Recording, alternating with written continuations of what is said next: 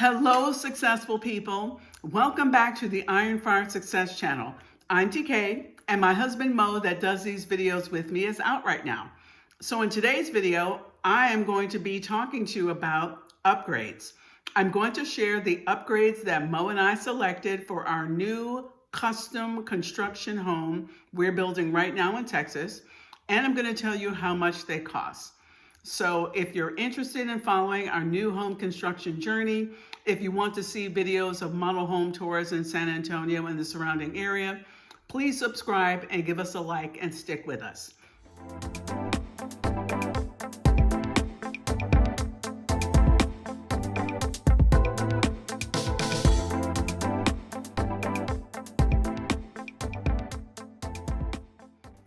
All right, so here we go, all about the upgrades. So first, let me preface this by saying that when we chose our builder, we specifically looked for a builder that included things standard that we were okay with, because we didn't want to spend money upgrading things unless we absolutely had to. So what you're going to see is, in most cases, we went with the builder level 1, what was included, and it was just fine. We saved a lot of money that way. So I have my list here, and I'm going to get into the first thing that we paid for in our upgrade in our kitchen was our cabinets. So we paid $9,835. And when I'm saying we paid, meaning this is money we added to the total price of the home. And we upgraded to what's called a silver package. Now with our builder, you had your bronze level, which is what was standard, silver, a little bit higher, than of course gold was the top.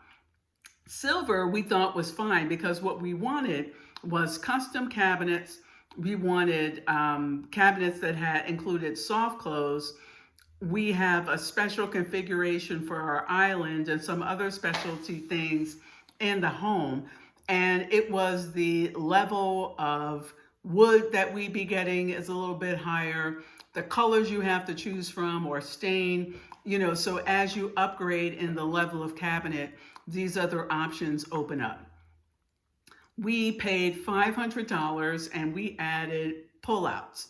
So for the $500, we added a trash pullout in the kitchen, and we added a spice pullout next to where the cooktop is going to be.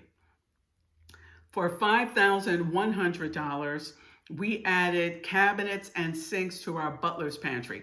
So if you follow our videos and you follow us as our house progresses, you'll see that our pantry is not a normal pantry. We're calling it a butler's pantry because it is more of a butler's pantry style with a sink and cabinets and countertops and cabinets and shelves.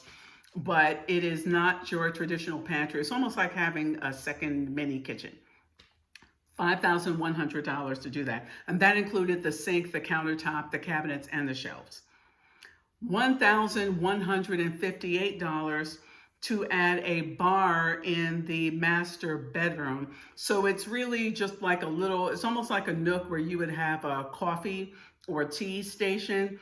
And the $1,158 covered the extra countertop we need, shelves, and a cabinet on one side, because we left one side open in case we want to put like a mini fridge. $450 extra for under cabinet lighting in the pantry. Like I said, the fact that we styled the pantry to look like a mini kitchen cabinet setup, we needed to have under cabinet lighting. And so we have, I think, 2 extra under cabinet lighting there. $2,509, that is it's called an entertainment center here, but in our living room, you've seen some homes where you have a fireplace and then next to it you have a cabinet with cabinet doors. Yes, cabinet doors and shelves. So to do that costs an extra $2,509. My nose is itching. Okay.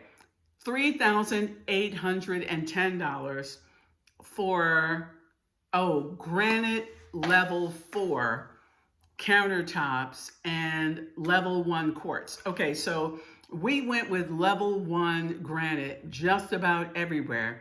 except we paid that extra $3,810 to upgrade the level of granite in the kitchen. So that's on the kitchen island.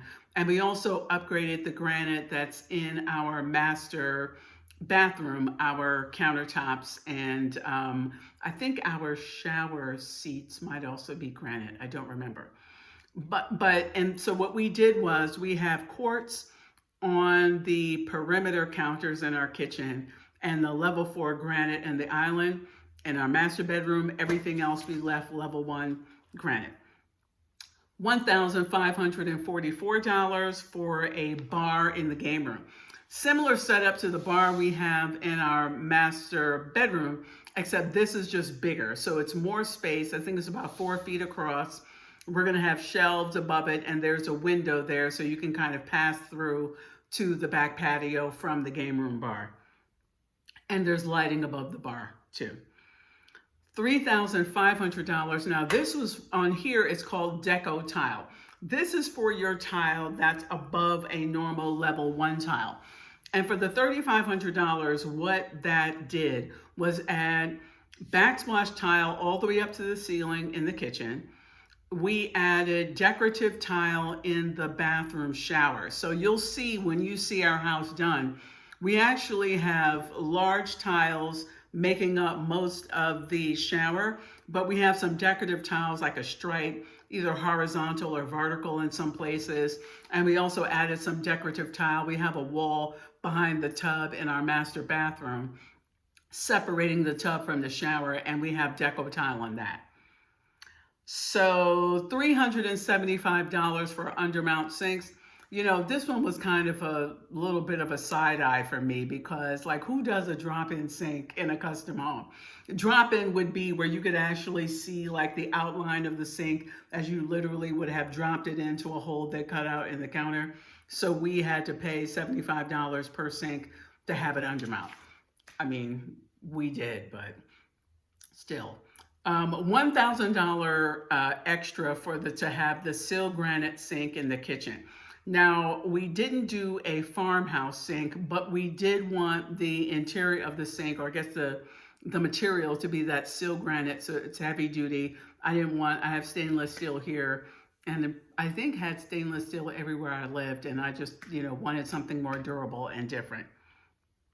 Now, for the kitchen, we wanted to have a slide-in microwave drawer, not the kind that you open up like a normal microwave.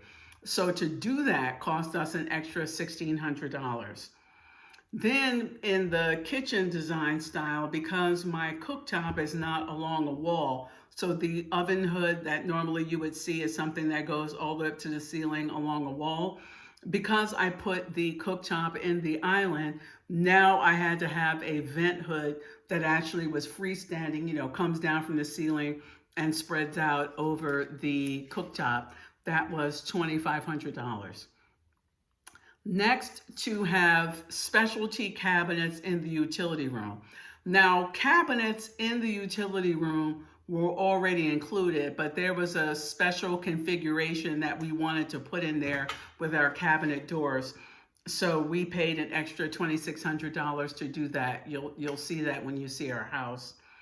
And actually, the last thing on this list is we paid $1,500, which was $750 a piece, for the vanities in our master bathroom to be floating vanities. So really, that was the end of all the upgrades we asked for, and it came out to $37,981. You might be saying to yourself, well, what did you do for the floor? Once again, when you see our house, you'll see we got stained concrete throughout the whole floor. The only places we didn't do stained concrete were in the bathrooms, which have tile. We went with the tile that was included. So we really didn't have any upcharge for flooring because it's stained concrete everywhere. If we feel like changing the floor or doing something later, you can. And there was no upcharge for the bathroom tile because we went with level 1. And in the one powder room where we picked tile that was a little bit, more funky, that was included in the $3,500 we paid for the decorative tile in other places. So as you can see, comparatively to some of the other upgrade stories that you've heard, ours would be comparatively low. And that's because if you go to watch our structural upgrade video and our electrical upgrade video, I think overwhelmingly the majority of our upgrade money went to structural upgrades. And we are not big DIYers. We're not going to have a workshop in the garage or anything out there with wet saws and whatnot. But we figured we would leave our house more of a blank canvas.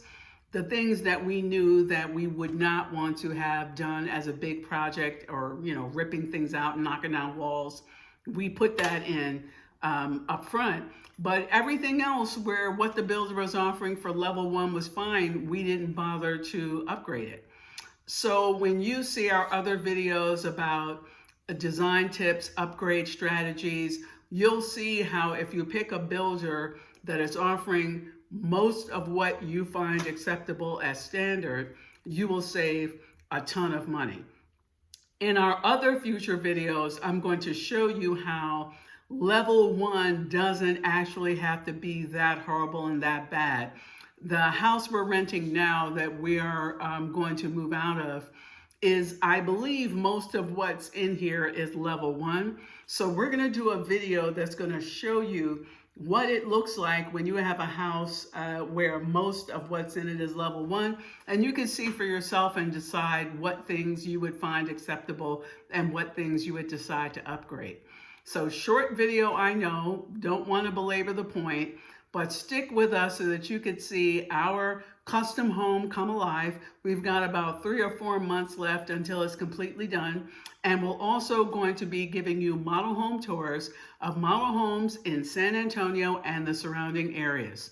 Thank you so much for sticking with us. Subscribe, like, comment, and as always, as Mo would say, be peaceful and count your blessings.